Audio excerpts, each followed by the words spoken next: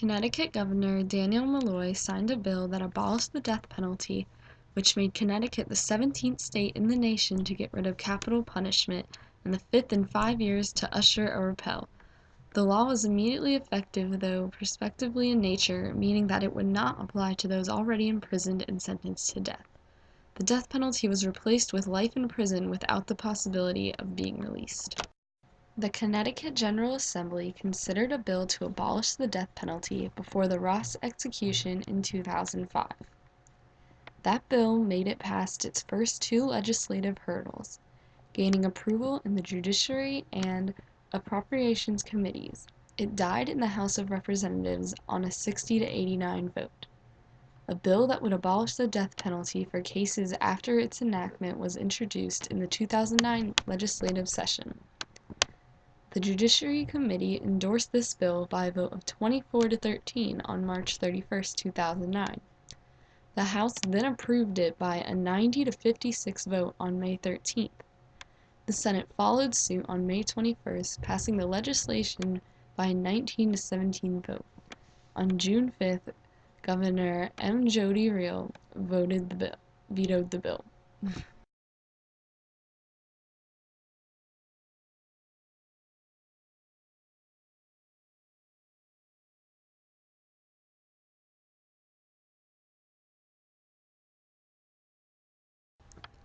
The General Assembly's Office Official Analysis estimated that the death penalty cost the state of Connecticut $4 million a year to maintain.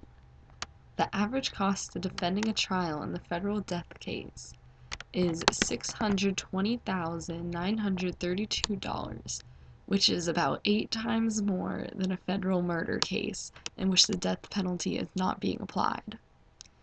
Because of the additional resources and preparation required in a death penalty case, the separate sentencing phase, post-conviction appeals, and the added cost of death row facilities, studies continuously find the death penalty to be much more costly to implement than life in prison.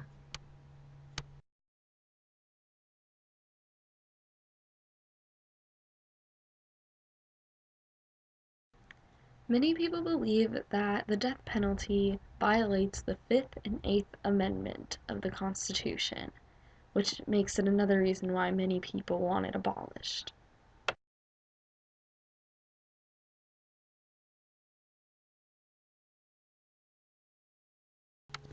The Fifth Amendment states that no person shall be held to answer for a capital or otherwise infamous crime, unless on the presentment or indictment of a grand jury, except in cases arising in the land or naval forces or in the militia, when in actual service in time of war or public danger, nor shall any person be subject for the same offense to be twice put in jeopardy of life or limb, nor shall be compelled in any criminal case to be a witness against himself, nor be deprived of life, liberty, or property without due process of law, nor shall private property be taken for public use without just compensation.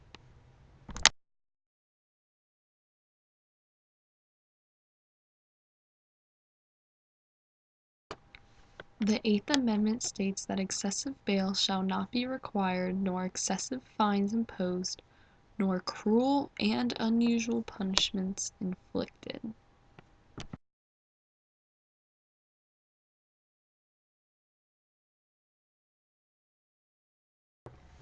There isn't any credible evidence that the death penalty deters crime any more effectively than long terms of imprisonment, such as a sentence for life.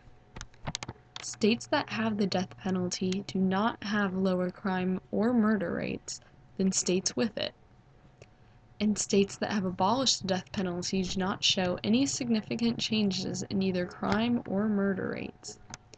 The death penalty does not have a deterrent effect. Claims that each execution deters a certain number of murders have been thoroughly discredited by social science research.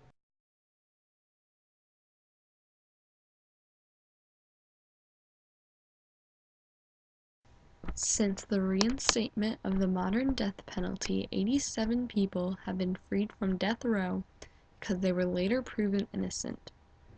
That is a demonstrated error rate of 1 innocent person for every 7 prisoners executed. The death penalty causes innocent people to be executed for something they never committed. Sometimes after a prisoner is executed, years later they will find out that the prisoner was innocent. But there's no way to get the person back. If they were sentenced for life in prison, they would have been released and able to live the rest of their lives.